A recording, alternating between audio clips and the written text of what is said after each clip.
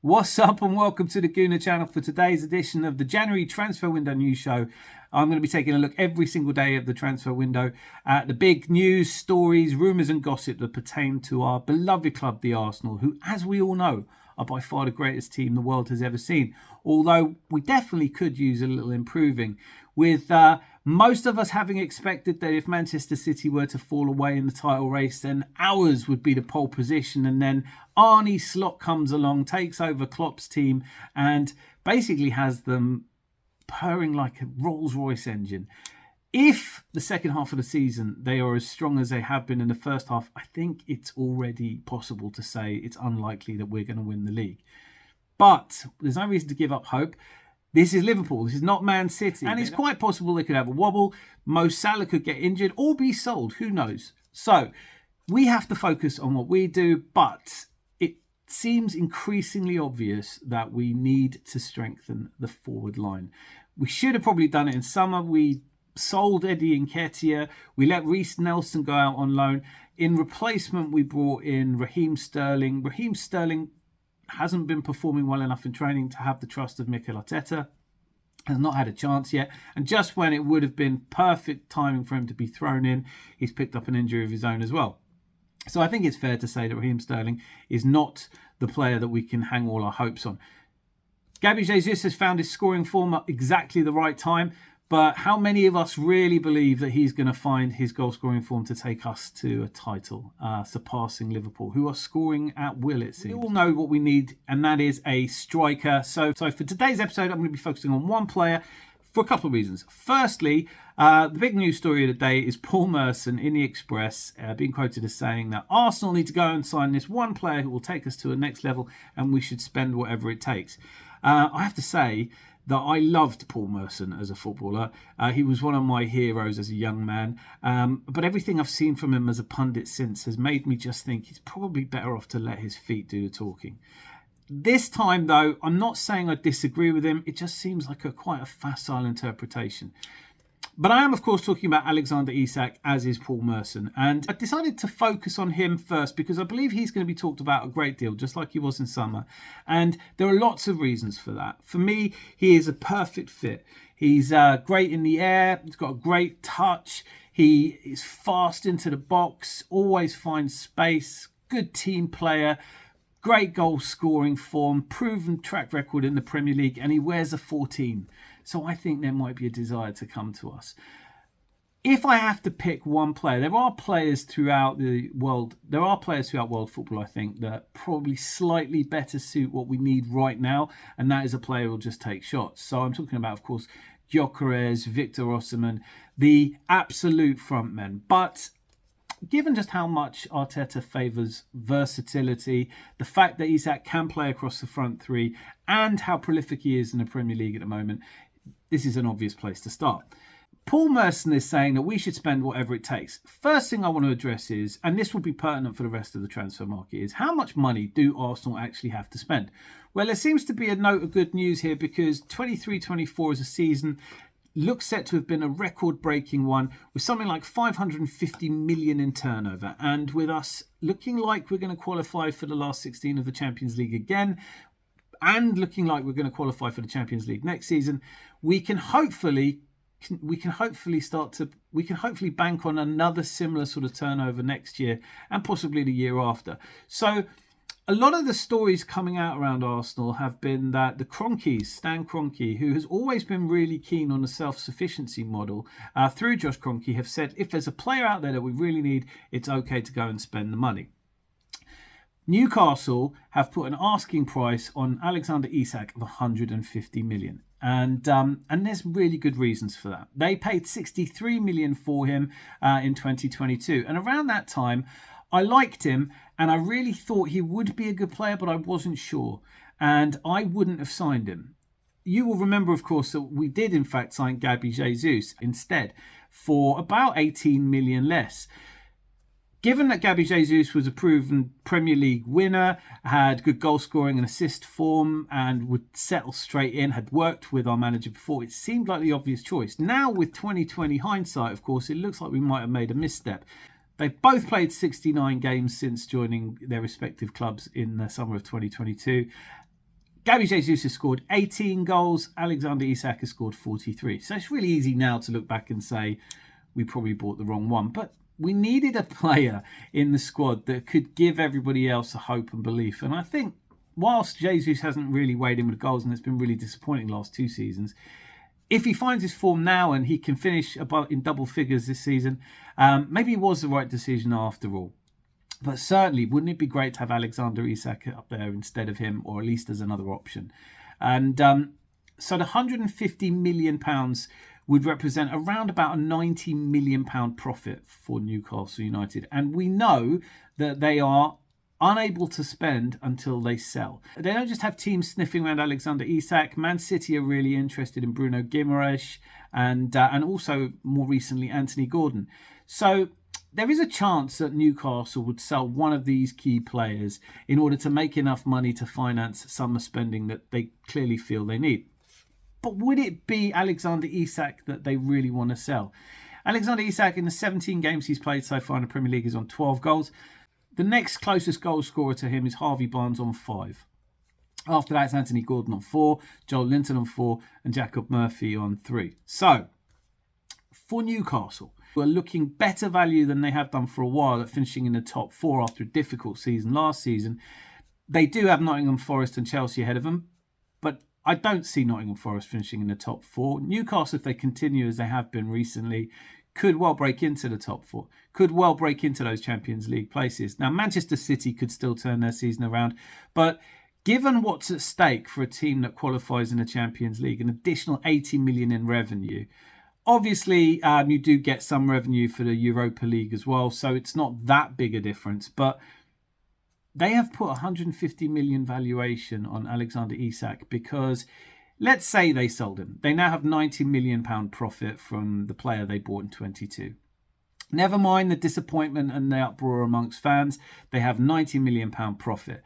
They then obviously have to go and buy a player to score goals. And let's say they go and find a bargain at 50 million, someone that we can't find, but perhaps they take a risk on Kolo Muani or a player like that, and they go out and they get a player and he does score as many goals as Alexander Isak.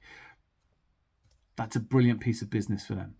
But if he doesn't, then they may have given up a chance of playing in the Champions League, which would probably be bigger than the difference in the profit they made.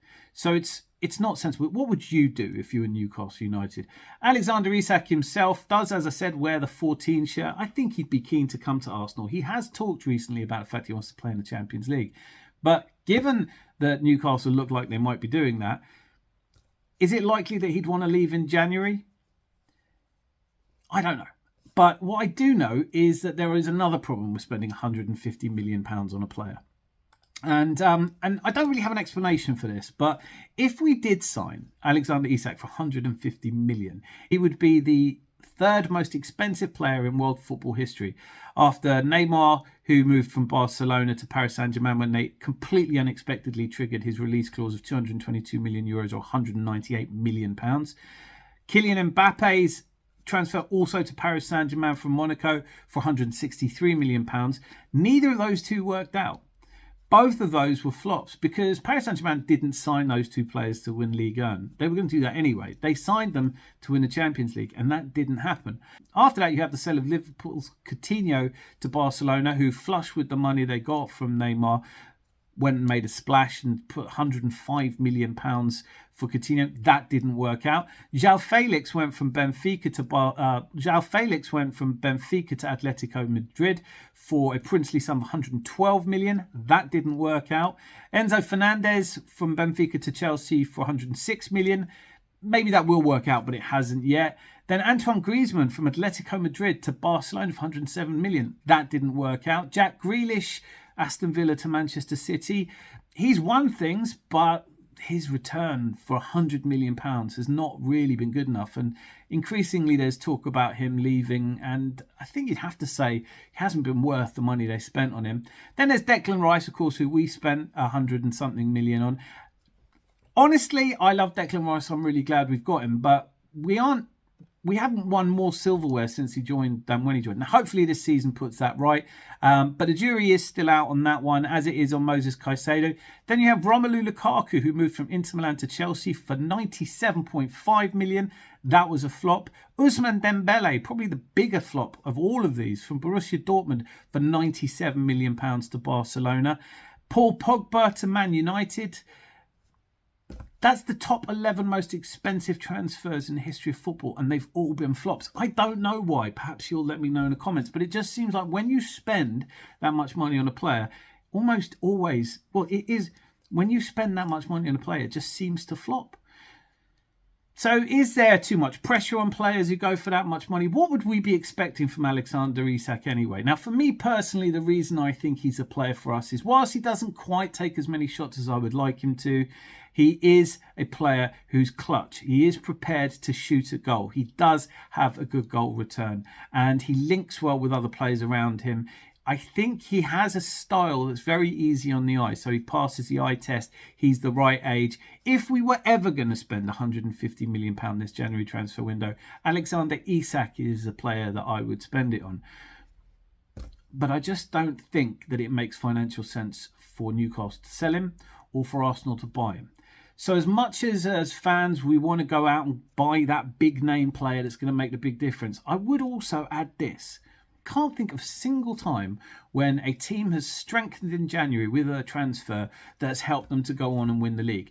The biggest, most successful January transfers, let's start with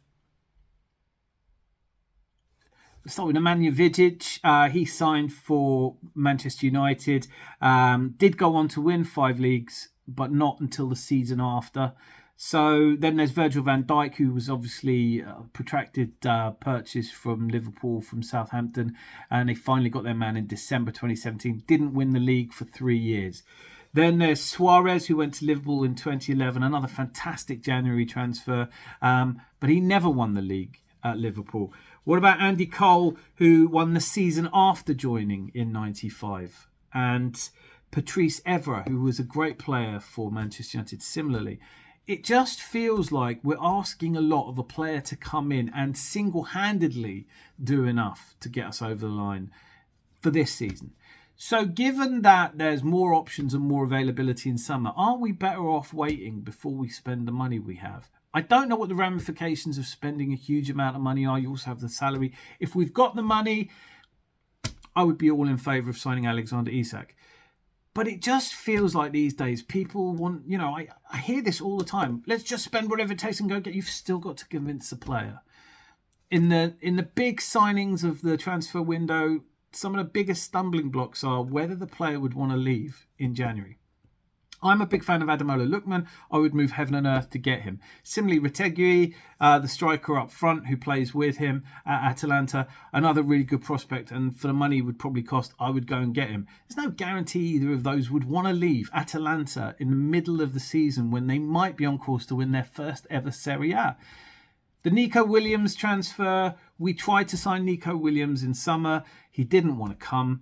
Now that he's having a really poor season, do you want to trigger a release clause that's quite huge? Do you want to trigger a large release clause to bring a player who doesn't really want to come to Arsenal, would rather go to Barcelona and isn't in that good a form anyway? His form is considerably worse than Martinelli's. If you've only seen Nico Williams play in the Euros, of course you want him. But you shouldn't really buy a player because they had a good Euros. Then there's, we're also linked with Omar Mamouche, who's playing really well at Eintracht Frankfurt. But he's only playing well this season. There's nothing to say he would continue to play as well as this. And he's playing in a team that plays very differently from Arsenal. He's lots more space to run into and suits his game a lot better. When I was talking about the biggest transfers that flopped, we have our own, Nicola Pepe.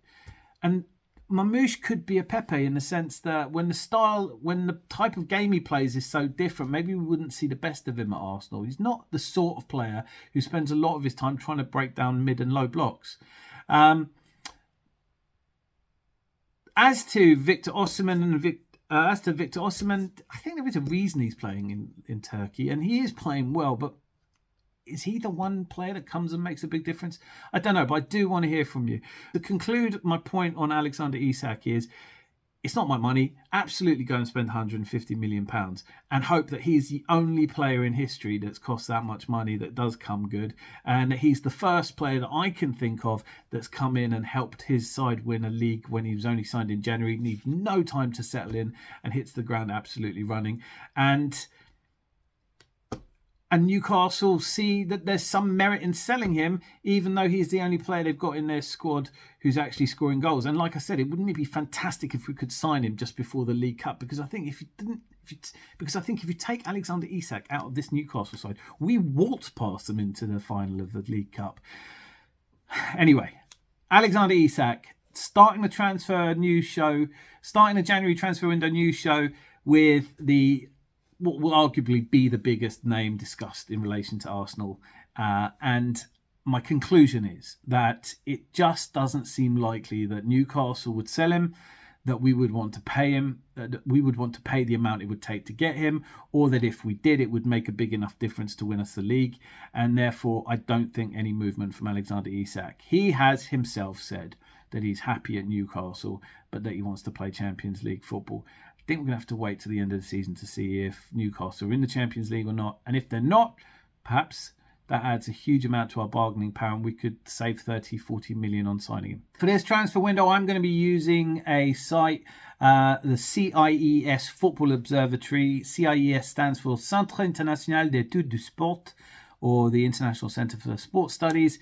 The Football Observatory was created in 2005 as a research group. It's a reference point for demographic and economic study of football players, transfers, and things like that. And they use a tool to work out what they think is a fair value of a player. And Alexander Isak's case, that fair value is £91 million. So for me, spending 60 million over a fair value is just too much. But it's not my money. Let's do it. I want to hear from you in the comments if there's somebody you'd prefer to Alexander Isak.